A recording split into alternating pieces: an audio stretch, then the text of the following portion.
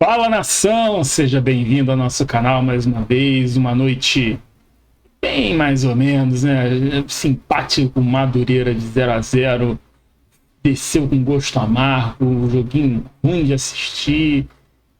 O time principal, né, jogando, e a gente está acostumado com os espetáculos que esses jogadores podem dar.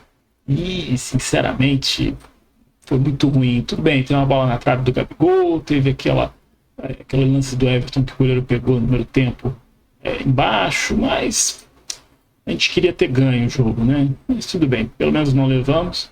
O Santos nem suou, ia ter deitado ali na área que não ia fazer diferença. Madureira, ele simplesmente colocou o ônibus lá dentro da área dele, ficou lá, defendeu com linha de 5 uma parte do tempo e ficou na defensiva. Jogou assim contra o Vasco, manteve 0-0, jogou assim contra o Flamengo, fez 0-0. Vamos ver contra o Fluminense qual vai ser o resultado dele. Mas vamos falar de Flamengo. E aproveitando aí o final do jogo, a gente vai estar repercutindo agora os comentários dos analistas do Sport Center da ESPN sobre a entrevista do Vitor Pereira. Ou seja, eles vão estar falando do pós-jogo e sobre as palavras do Vitor Pereira na entrevista coletiva de hoje lá em Cariacica. Você chegou agora, seja muito bem-vindo. Deixa o seu like no vídeo se você gostar do conteúdo. Se não gostar, deixa o dislike, é seu direito também. Mas se inscreve no canal para ajudar a gente. A gente está na meta aí de bater os 1000 inscritos no canal para começar essa jornada que está começando agora. É importante a sua colaboração, você está passando esse vídeo à frente para os seus amigos e trazendo amigos e familiares aqui para nossa família rubro-negra. Tá certo? Então vamos lá, vamos dar uma olhada o que os comentaristas hoje da ESPN falaram após o jogo. O Fábio já tinha matado a resposta, né? É isso, né? É isso, assim, foi bom pontuar porque ele não tinha o Felipe Luiz. E aí é lógico, você imagina que o Ayrton Lucas teve o jogo contra a Portuguesa, Maracanã, muito quente, e aí ele não tinha uma outra opção de perna esquerda ali, né? De um lateral esquerdo. É que assim, a gente só... O que chama a atenção do Marinho, que é lógico que tem a explicação, e aí, enfim, é um cara que tem a perna esquerda, que o Madureira não estava incomodando por ali, então era quase um ala, né? Era jogando. De velocidade. De velocidade. Mas o que, né, que nos assusta um pouco são as recordações que temos do Paulo Souza, né? Porque o Marinho, quando ele tem que bater o lateral, ele não tem nem o... Né, não vou falar que ele não sabe, porque todo jogador sabe cobrar um lateral. Mas você vê quando ele pega a bola para cobrar um lateral, aí isso chama atenção um pouco, porque realmente não está nas características dele, né? E atuar pela esquerda também, como um lateral esquerdo, enfim. Porque a gente fala como ala, mas é um lateral, porque o Everton Cebolinha acabou entrando, e aí o Everton Cebolinha, ele é um ponta, né? É um jogador que joga pela beirada do campo, então o Marinho teve as funções de um lateral esquerdo. Mas tudo bem, vamos aceitar essa explicação, porque realmente o Flamengo não tinha um outro lateral esquerdo para colocar no lugar e, enfim, é uma pré-temporada, o Flamengo usa esses jogos do Carioca também como um final de pré-temporada. E o importante que o Vitor disse é isso, que ele precisa dar ritmo para esses jogadores, que ele precisa que os jogadores assimilem ainda mais aquilo que ele está pensando aí para os principais confrontos, e para que o Flamengo consiga fazer isso, o Flamengo precisa de jogos, né? Então o próximo jogo é no Maracanã, então talvez ele vá com o time principal no Maracanã, os jogadores estão mais acostumados, tem o calor da torcida, enfim, o Flamengo parece que o jogo do Flamengo flui, né? Mais facilmente dentro da sua casa, e talvez, né, no jogo seguinte, que é um jogo que não é mando do Flamengo, tem que se entender aonde será esse jogo, porque o Madureira, por exemplo, era o mando de campo era do Madureira, e o Madureira manda o jogo para o Espírito Santo.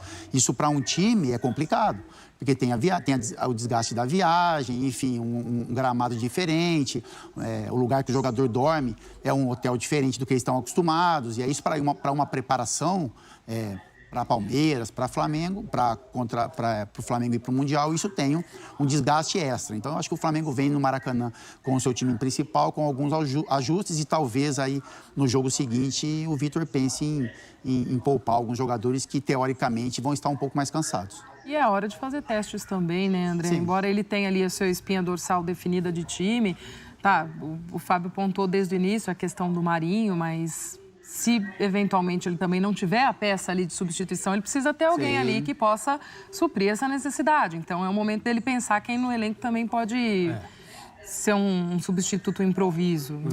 A explicação dele é: estamos condicionados porque o Felipe Luiz está fora. E se trata de um jogador, né, no principal elenco de futebol da América do Sul, um elenco valiosíssimo. Nesse momento não deu ao seu treinador um jogador para ele poder escalar numa situação como essa, um jogador que tivesse familiaridade com a função, e aí, no caso de hoje, o Marinho é que passou por essa experiência, né? O jogador tem absoluto direito de não se sentir confortável, mas numa situação como a que se apresentou, entra, tenta fazer o melhor, depois internamente, a depender do nível de diálogo que a comissão técnica permite, e essa é uma comissão técnica, de acordo com o que a gente ouviu no trabalho no Corinthians, não é uma comissão que conversa muito, que chega aqui e pergunta, mas o fato de ter agido assim quando trabalhou num clube não significa que as coisas serão exatamente iguais em outro clube, né? É óbvio. E existe a inteligência dos profissionais, das pessoas, né, para entender cada situação, mas é só uma informação. Jogadores do Corinthians sempre disseram que durante o trabalho, durante a semana, o Vitor Pereira não é um treinador que pergunta muito, que consulta jogadores, não se você joga ou se não joga, joga aquele ou não, mas se sente bem, se não se sente, o que prefere, o que não prefere, coisas que são normais. Ele é um treinador mais reservado e é assim que ele trabalha. Não existe certo e errado, assim, linhas muito rígidas a respeito disso. Mas o que me chama a atenção é assim, é claro que o Flamengo deveria ter ganhado o jogo, é claro que o Flamengo deveria ter chegado muito perto de ganhar o jogo, mesmo que não tivesse vencido, porque o futebol tem noites como essa.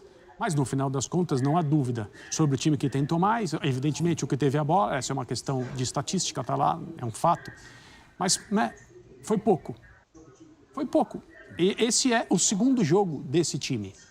O Vitor tem... A mudança que ele fez na maneira de jogar, em relação ao que o Flamengo tinha no final do ano passado com o Dorival Júnior, é que não existe mais o losango, ou o diamante, como queiram, né, que o Dorival criou para tirar o melhor dos seus jogadores e para permitir que Pedro e Gabriel formassem uma dupla de ataque, exigindo sacrifícios, entre aspas, defensivos de todos esses jogadores, porque senão, sem essas compensações, o sistema não daria certo contra adversários mais poderosos. E para mim, uma das questões que estão postas agora é: como o time joga num 4-4-2 mais rígido, talvez até, a gente falou sobre isso no linha de passe, de fato é quase um 4-2-2-2. Sim. As laterais do campo estão entregues a dois meias, o Arrascaeta e o Everton Ribeiro, quando o Flamengo não tem a bola e precisa recuperá-la. Contra o Palmeiras isso será suficiente? Obviamente não. Contra times fortes na Libertadores será suficiente? Obviamente não. Esses dois jogadores, eles ou vão precisar ter ajuda ou o Flamengo vai precisar marcar de outra maneira. E essa é uma das questões que estão postas na montagem desse time, da forma como o Vitor quer.